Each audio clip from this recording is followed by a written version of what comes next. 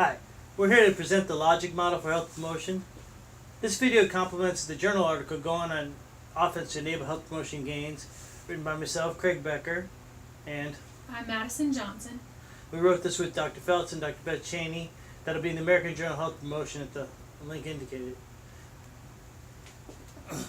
This model uses the Paneugenesis. And Paneugenesis is generating all good by creating interactions so everyone and everything benefits. It's really about how to practice Paneugenesis so you can create intra and interpersonal interactions with yourself, with others, with the environment, with the places you work, so that everyone and everything can generate some positive results. This example will be specifically about using this model within a health promotion worksite. First thing you need to do is develop idealized outcomes. And those will come from precursors that must be developed that can lead to those idealized outcomes for a process that we engage in to create those new precursors. So this planning order is backward. We're starting with the outcome and working back to figure out how can we get there? How can we get to that outcome? And the outcome that we're talking about should exceed expectation, better than you ever thought possible. You're going to want to create better outcomes that could exist from the precursors that are developed. They can't come from what already exists.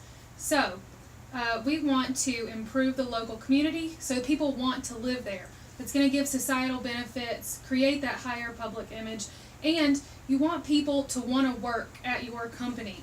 You're also going to get the best possible candidates for those jobs, create the global models, give it purpose and meaning, and then you really want to make sure it benefits everyone and everything.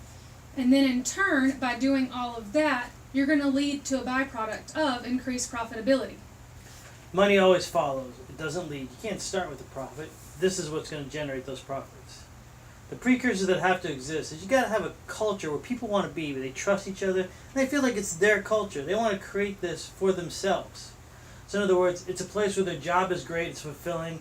They feel like they're integrated socially with everybody. They're in an environment that supports them, it helps them.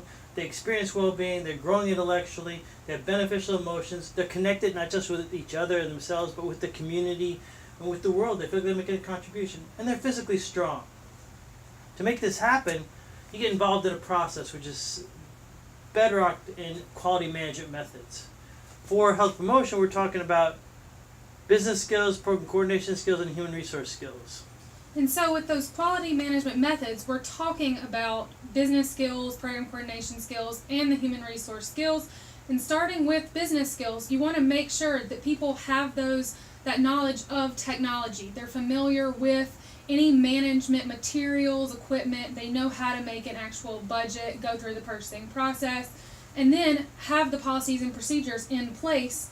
Let them know how to communicate and have a plan in place to do that. When it comes to program coordination skills, those are the typical program skills we're talking about. Letting them do a needs assessment, having the appropriate program design, letting them determine what actually is needed within that program, how to implement it, and then do an actual evaluation. Then we have the human resource skills. You want to make sure how you're going to develop staff so they're continually improving. You're wanting to have that professional development piece to it, but also have the training and give them the staffing, administrative, and leadership qualities they need. So in real time, we're talking about going from the process to the precursors to the idealized outcomes. Even though you're planning it backward, to make it happen, you got to start with the process. You got to get going on that, but know where you're headed, know what's going to happen. To make sure you know you're going in the right direction, you want to make sure you continually plot progress. Find out, are we making steps towards creating those precursors?